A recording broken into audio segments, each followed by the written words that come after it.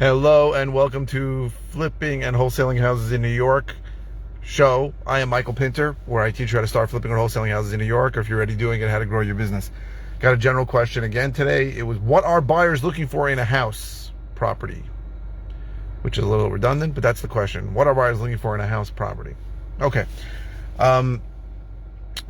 So the real answer is, how the hell do I know, right? Buyers look for a lot of different things, but and I've spoken about this a while before, and I've said that for the first 4 years, I bought mostly at auction, a live auction, online auctions, and from real estate owned agents, that's bank owned property. And I got renovated everything. And when I went into a property, I had this vision of redoing everything because I erroneously believed that I was going to create a property that every buyer would want. And I learned over years, it took me years, I wasn't I wasn't such a quick student, that there's no way that your property is going to be what every buyer wants. And no matter what you do, people could still not want the property. They might not like the location, they might not like the layout. There's a million things people could not want. And what I've done over the last 6 years, right, so I've been doing this about 10 years, is I do the minimum I think that buyers want for me to make money. So let me talk about what I do and what I think buyers want, and when I renovate a property, what I look for. Or even when I'm buying a property, what I think, something that people don't talk about is one of the hardest parts of my business is deciding what to do and what not to do. It's nice to say I'm going to gut everything, but that's not a smart move if there's a renovated bathroom, right? That's not a smart move if there's a lot to save there. But there are people who still want to gut everything, and fine, that's fine. They can do whatever they want. But let me talk about what I think buyers want, and it's only 5 things, really. Well, let's say 6 things. They want a clean exterior. Doesn't necessarily need to be brand new siding. It could be older siding. If it's painted, it looks fine. Obviously, the roof has to look okay. Doesn't have to be brand new, but it has to look okay. That's the exterior. And the windows have to be, at the very least, 20 years old. Most white vinyl is okay. Fancy Anderson wood windows are even better, but double pane windows. They need to be, not drafty windows. That's on the exterior. I consider that one thing. Inside a house, they want a new kitchen. Right? So that means, it doesn't always mean new cabinets. Cabinets that are 20 years old, 20, even 30 years old sometimes, can be painted to look nice. New countertops are usually good. They want, you want granite or quartz for the countertops. You want new appliances. Stainless steel is what I do. And that's really what they want in the kitchen. The kitchen is important, right? Most of the time, the woman's going to make the decision or be a big part of the decision about buying the house. And the kitchen is where, most of the time, she's going to spend a lot of time. So they want a kitchen, ideally with an island or a peninsula, something where there's more counter space, not tight. But sometimes you can't. But a new kitchen. They want updated bathrooms. So I don't say you need brand new bathrooms all the time, but they need to look good. So I buy a lot of properties that have old tiles, pink tiles, yellow tiles, blue tiles. Those are gross. You can't be there, right? Ideally, you want new tiles. You want new fixtures, so a new tub, new shower body, new toilet, new vanity, that kind of thing in the bathroom. So bathrooms, kitchen is bathrooms. Second thing is they want the flooring to look good. So either you're going to install flooring, whether it's installing wood or laminate or refinishing wood. So I bought a lot of houses where people said, oh, this wood is shot, it can't be done. But there are people out there who can. They can sand it, they can stain it, and it looks great. The flooring needs to look good. And the walls need to look good. It's really 5 things, right? The exterior really I count as 1, and then 4 things inside. It's really, those are the only things. Right now, I know people that so I used to. So did I say the last one? The flooring, the walls have to be clean and painted. The kitchen has to be good, and the bathroom has to be good. It doesn't need, I know guys that do high-end things. They always, they're focused on a lot of little things. And I'm sure on that end, people want it, right? They want 12-foot ceilings, that kind of thing. I don't operate in the 12-foot ceiling area most of the time. I looked at a house yesterday, it had 6.5-foot ceilings. But,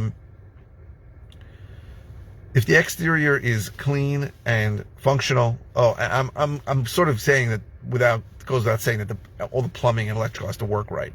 Boiler has to work, that kind of thing.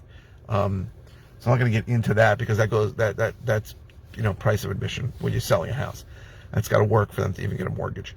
But those are the things. Now, I was going to say something that was really good, I think, and I forgot what it was. So when I started doing this, I used to buy a lot of capes, right, in Southwest Nassau County, New York. So I used to buy in Elmont and Franklin Square and all. And I used to open up the Cape. I used to open it up. I used to have to pay for headers and big headers that went across to support the house and posts. And I used to do that because I believed, because I was still watching Flip or Flop, everybody wanted open concept. And very often, and I saw this more and more, as soon as the buyer bought it, they told me, hey, the first thing I'm doing is putting up a wall here. I'm like, you're putting up a wall? And he's like, yeah. And everybody had their own reason. I need more cabinets. One guy was in the end, he said, I cook with curry and I don't want to stink up the house. I'm going to put up a wall with a door. But what I learned over time is that a lot of the things that you like, maybe the first thing that turns off a buyer. Now, it doesn't mean they're not going to buy the house. Some people might not. But even if they buy it, they might undo it. So I learned to do less. Right? I did a house in North Woodmere / Valley Stream where I opened an open concept because I felt it looked bigger. And I had a parade of people coming in there saying, we don't like it. We want that wall up. Right? I didn't really, it wasn't smart. I made a mistake. I made a million mistakes. But my point is, you want to do as little as possible. So I don't do structural work unless I need to. I'll leave the layout. I mean, if the kitchen's tiny, I'll open it up because it's got to be bigger. And if there's a half a bathroom, sometimes I'll make it a full bathroom. But in general, I'm going to leave structurally the way I find it if everything is functional and working.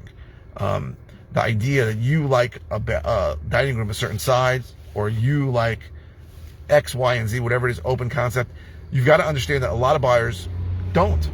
And the thing that makes you love the house may be the thing that other people, not buy the house. So again, the exterior has to be clean, kitchen should be new, bathroom should be updated, flooring needs to be good, walls need to be good. That's it. Obviously, all the mechanicals need to work, plumbing needs to work, electrical needs to work. That's it, right? So I've bought tons of houses where the bathroom's pretty good, and I don't touch it, right? And the first time I did that, I remember 288 Travis Avenue in Elmont. It killed me not to do the bathroom. Bathroom was good, but not great. It killed me. I don't think I sold the property for $1 less than if I would have done that bathroom. So what would I have spent? $10,000 on a bathroom? I wouldn't have seen a penny of that money. So it's not easy deciding what to do and what not to do. But what buyers really want are the things that I told you. That's it. Now, obviously, if you're in a place where people are buying houses, $1 million, $2 million, they're going to want a lot more. They're going to want huge closets. They're going to want high ceilings, all those things we spoke about. Beautiful, I don't know what the hell people want in the, $1 million, $2 million area of market. But in my area, most of Long Island, if I can get a property that has the things that I just mentioned, I may not get top dollar, but I'll get close enough where it'll save me a lot of money to not do the work. So I've had situations where I had a house and I decided to wholesale it. I didn't want to do the work. I thought it was a $40,000 job, and people came and honestly said to me they think it's a $140,000 job. And I don't think they were lying to me. You could easily spend extra $100,000 on any house. But when you're rehabbing, I believe firmly for the following reasons, you should always do as little as possible. Number one, you could always do more work, right? It may be more expensive to do it twice, I agree, but you could always do more work. So if you're showing the property and everybody goes, I hate this kitchen, you painted the cabinets, it looks like shit, you can always put in new cabinets, right? I did that in a house in Malvern, I remember. Number two, every time you do more work, it leads to more work. I know that sounds crazy, but every time you do more, it leads to more. You take down a wall, you find a problem, you find some other issue, things that you never saw and weren't going to be an issue that you're going to have to fix because you saw it. So, in my opinion, you want this to be the least expensive, quickest rehab you can do to still make the house nice. If you want to go all out, then you're going to end up spending much more than you think, and you can never undo the work. So all that work that I did, for example, taking down those walls and making open concept, led to me making not any more money, but cost me more time and more money in the process. So I'm a firm believer, I feel very, very strongly, that doing less work, as long as you have the things I just mentioned, is a better idea when you're rehabbing. So I hope this was helpful. If you're interested in all the ways I can help you, go to howtoflipnewyork.com. I hope so. Someone just texted me. If you're interested in finding out more about a course I have that teaches how to do what I do, go to howtoflipnewyorkcourse.com. If you are interested in finding out more about one-on-one coaching I offer, go to coaching.howtoflipnewyork.com. And please keep the comments coming. If you're watching on YouTube, please subscribe. If you're watching on any channel, please click the thumbs up. And keep the comments coming. I post 5 times a week. I don't always know what to say, so the comments help me. And I really appreciate you watching. Thank you very, very much. We finished.